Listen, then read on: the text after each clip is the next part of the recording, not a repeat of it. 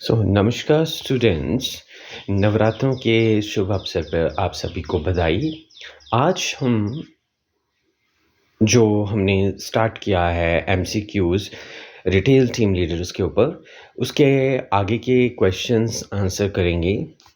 तो स्टार्ट करते हैं। क्वेश्चन नंबर 15 तक हमने कर लिया था, 16 से स्टार्ट करते हैं। अगर आपको मेरी ये वीडियो पसंद आए तो प्लीज़ मेरे चैनल को लाइक, शेयर और सब्सक्राइब ज़रूर करें। Which of the following product need to be displayed in controlled temperature? अभी क्या होता है कि कुछ एक प्रोडक्ट्स होते हैं जिनको टेम्परेचर मेंटेन करके रखना पड़ता है। आप घरों में भी फ्रिज में कुछ प्रोडक्ट रखते हो ना, खाना बना के या कोई ऐसी चीज़ जो फ्रिज में रखी जाती है अदरवाइज़ ख़राब हो जाती है। तो बोलता है वो कंट्रोल्ड टेम्परेचर में कौन सी ऐसी चीज़ें हैं जो रखी जाती हैं। तो बोलता है स्टेपल्स रखे जाते हैं या वेजिटेबल्स रखे जाते हैं, स्टेशनरी या अपैरल्स। सो इसका बहुत ही आसान सिंपल सा जवाब है vegetables. What is the purpose of allocating work to the team? Team में वर्क एलोकेट करने का क्या पर्पज़ है? सो आंसर है इक्वालिटी अमंग रोल, सभी को इक्वल समझा जाए। For speedy completion of work, जल्दी से काम कंप्लीट हो जाए।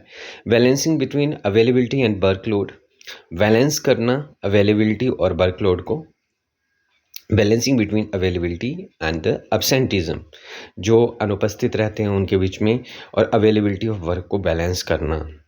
सो the right answer for this question is, क्यों किया जाता है टीम में एलोकेट वर्क? ताकि सभी जो है प्रॉपर वे से काम हो, और प्लस जो है सबसे बड़ी चीज़ कि जो हमारा काम है वो डिस्ट्रीब्यूट हो जाए। ठीक है। So balancing between availability and the workload को ध्यान में रख के ये काम किया जाता है। ठीक है। Why are shift plan in a department में शिफ्ट क्यों प्लान की जाती है? मतलब किसी का टाइमिंग जो है वो अलग रहेगा, किसी का टाइमिंग अलग रहेगा, तो शिफ्ट क्यों प्लान की जाती हैं? For giving better service to customer during the business hour में कस्टमर को अच्छी सर्विसेज देने के लिए। To follow the rule set by the management, जो मैनेजमेंट ने, प्रबंधन ने जो नियम बनाए हैं उनको सेट करने के लिए। Store will not have space to accommodate all together, store के पास स्पेस नहीं है कि सभी को इकट्ठा बुला ले। Help associate to come whenever it comfortable for them, और बोलता है इससे क्या होता है, एसोसिएट को ये रहता है कि जब उसे कंफर्टेबल लगे तो वो आए, है ना। सो बेसिकली जो आंसर है इसका ए है कि अगर कस्टमर को बेटर सर्विसेज देनी है तो हमेशा कोई ना कोई सेल्स एसोसिएट या टीम लीडर अवेलेबल रहे, इसलिए शिफ्ट डिपार्टमेंट में प्लान की जाती हैं। Why is feedback necessary for day to day functioning? Feedback जो है वो क्यों ज़रूरी है डे टू डे फंक्शन के लिए? As a part of management feedback is required, ये प्रबंधन का नियम है, इसके लिए आपसे क्या है फीडबैक लिया जाता है।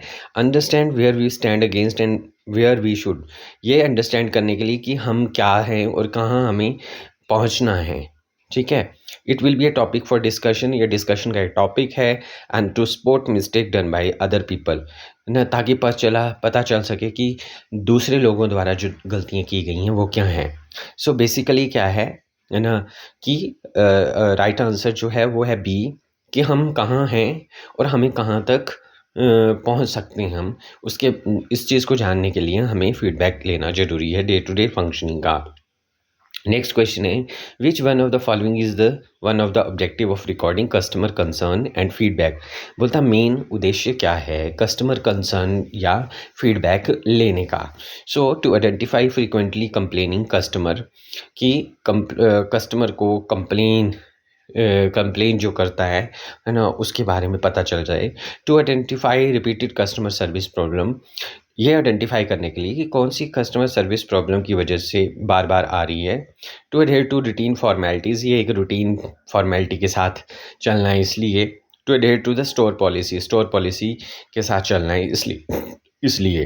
तो basic objective of recording customer concern and feedback, है ना। सो ये आइडेंटिफाई करना है कि प्रॉब्लम किस वजह से आ रही है। तो right option is B, B is the right option कि कंप्लेनिंग कौन से कस्टमर कंप्लेन कर रहे हैं ये नहीं हो सकता और ना ही दूसरी।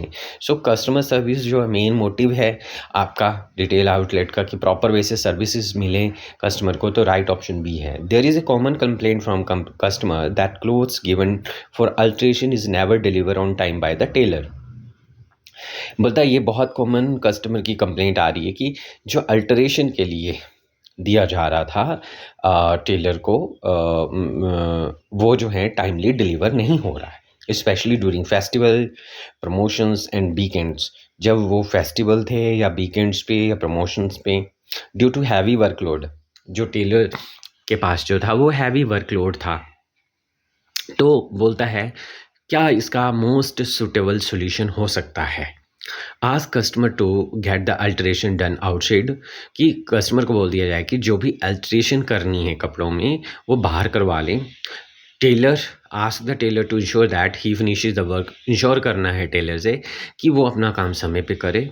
Higher more tailor during weekends और फेस्टिवल्स, फेस्टिवल और वीकेंड्स पे ज़्यादा ट्रेनर हायर किए जाएँ और train the existing tailor to work faster, जो भी टेलर है आपके पास उसको ट्रेन करो कि वो जल्दी काम किया करे। So basically the answer is hire more tailor during the weekends and festival. ठीक है।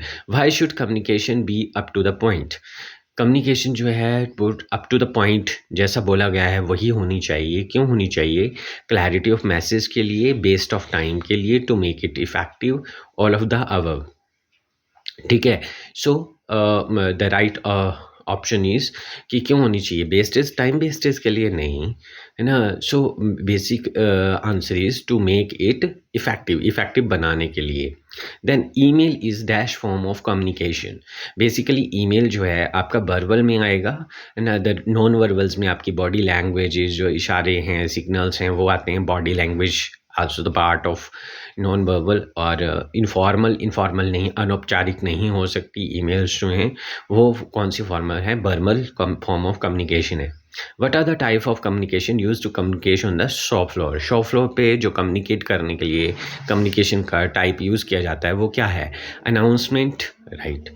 अनाउंसमेंट्स होती हैं जब रिक्वायरमेंट होती है सर्विसेज की। साइनेजेस, साइनेजेस का यूज़ होता है शेल्फ स्टॉकर और brochures.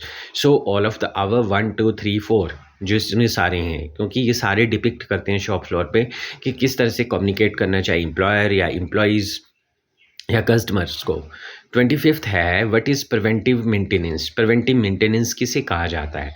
Ensuring power supply to all the machineries, सभी को पावर सप्लाई इंश्योर करना सभी मशीनरी के लिए। Ensuring all machineries fuelled properly, properly base machine जो है वो फील्ड है। Carrying out random check of all the machinery on daily basis, carrying out services of machine as per the predefined schedule, predefined schedules पे machine की services करवाना, या randomly check करना on daily basis all the machineries कि वो ठीक ढंग से काम कर रही हैं या नहीं। तो preventive maintenance is C, C is the right option कि डेली बेसिस पे चेक करना मशीनरी को। Which one of the following is a benefit of working in a team, इनमें से क्या बेनिफिट है टीम में काम करने का? One can never get their work done by others. One can achieve targets collectively. One can work casually as there is support from other. One can share the incentive even though they contribute less. So benefit क्या है working in a team का? कि जो भी काम है वो दूसरों के द्वारा किया जाएगा। One can achieve target collectively, collectively targets achieve कर लिए जाएंगे। One can work casually work करेंगे एंड सपोर्ट करेंगे एक दूसरे को। One can share the incentive share करेगा, है ना, चाहे कम भी काम किया हो तो। One can achieve target collectively, इकट्ठे मिलकर टारगेट को अचीव किया जा सकता है, यही बेनिफिट है वर्किंग इन ए टीम का। ठीक है। So B option is the right option. 27 which one of the following best describe the standard operating procedure of a store? SOPs इनमें से क्या दिखाता है, क्या बताता है? तो guideline to conduct all the operations of the store, guideline to operate all the equipment in the store, कि इक्विपमेंट को ऑपरेट करने की गाइडलाइंस हैं। Procedure starting how to operate the billing system, ये प्रोसीजर है कि कैसे बिलिंग सिस्टम चलाना है। Procedure starting how to count the stock at the store, ये प्रोसीजर है कि किस तरह से स्टोर में स्टॉक को काउंट करना है. So guideline to conduct all the operation of the store is known as SOPs, है ना, स्टैंडर्ड ऑपरेटिंग प्रोसीजर. सिर्फ इक्विपमेंट्स का ही यूज़ करने का नहीं होता है, स्टोर में जितने भी काम होता है वो एज़ पर SOPs ही होते हैं. To be an effective team player one is required to know, बोलता है इफेक्टिव टीम प्लेयर बनने के लिए क्या पता होना चाहिए, हायरार्की का, एनार्की का, डेमोक्रेसी का, हिपोक्रेसी का. सो लेवल स्तर का पता होना चाहिए तो हायरार्की का पता होना चाहिए. विच one of the following is a feature of body language, body language का फीचर कौन सा है, लेटर है, वॉइस है, टेलीग्राम्स हैं या ईमेल्स हैं. जो बॉडी लैंग्वेज, वॉइस जो है बॉडी से आती है, इसलिए वॉइस बॉडी लैंग्वेज का फीचर है. Question number 30, one of the following, which of the following, one of the following is the characteristics of positive attitude. Not being serious about the work, work के लिए कोई serious नहीं.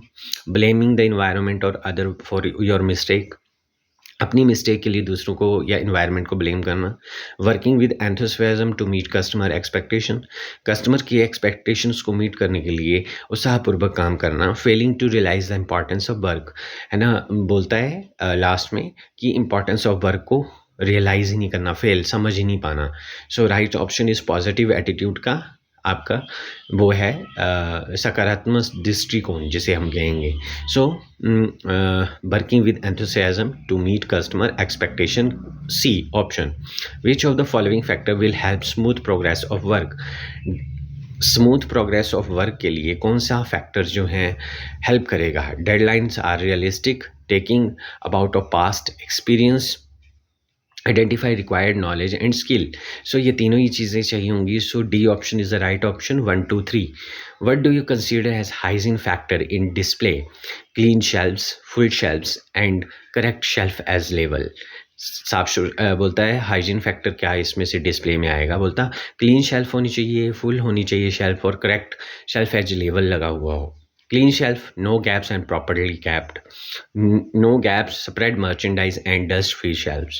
So the option is, वैसे तो second भी सही है, but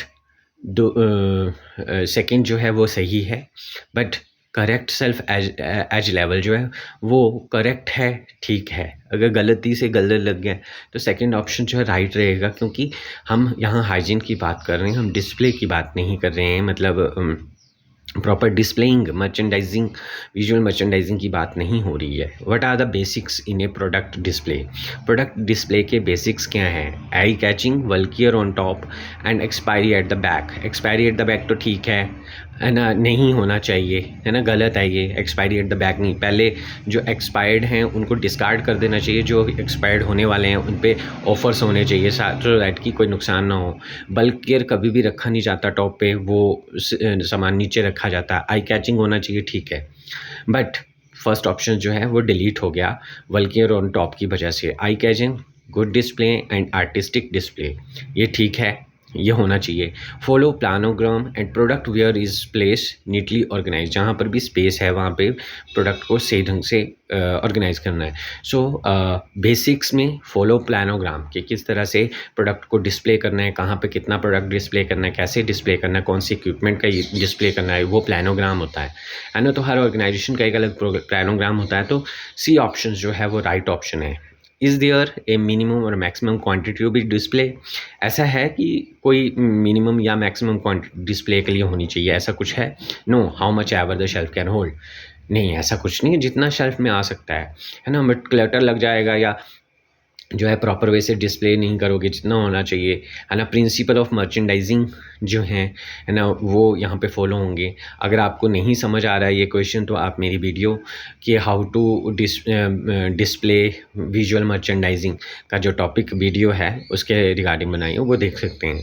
follow planogram on horizontal and vertical facing plus depth depending on customer purchase quantity when more stock is there display as much as possible. ये कभी नहीं होता, प्लानोग्राम को ही फॉलो करना पड़ता है. जैसे पिछले क्वेश्चन में बताया तो प्लानोग्राम में सब कुछ बताया होता है कि कितना प्रोडक्ट रखना है, कहाँ डिस्प्ले करना है, कैसे करना है ना, सब कुछ दिया होता है. 35 व्हाट इज़ प्लानोग्राम. लो क्वेश्चन ही आ गया कि व्हाट इज़ प्लानोग्राम. बोलता है ये एक डायग्राम है which shows which products goes where, कि कौन सा प्रोडक्ट कहाँ पे रखा जाएगा. Which shows which product should not be at a place, ये बताता है कि कौन सा प्रोडक्ट अपने प्लेस पे नहीं है। ये बताता है which product where and in what quantity, कहाँ रखना और कितनी क्वांटिटी में रखना है। Diagram which shows product where and how much and how be display, कि कैसा प्रोडक्ट है, कहाँ रखना है, कितना रखना है और कैसे रखना है, ये बताता है। So right option is D, D is the right option. BM means visual merchandising should always be kept clean, tidy with the proper signage, ऐसे होने चाहिए, lit and lights होनी चाहिए, height where's there is stock, है ना, highlighted होना चाहिए जहाँ पे स्टॉक है, none of the above. So proper signage, clean, kept तो होना चाहिए, ठीक है, लाइट्स के साथ भी होना चाहिए, है ना, highlights where there is a stock, है ना, सो हाईलाइटिंग होना चाहिए स्टॉक जहाँ पे आपने डिस्प्ले किया, मगर डिस्प्ले की बात नहीं की गई है, सो हम आंसर ए जो है सही मानेंगे।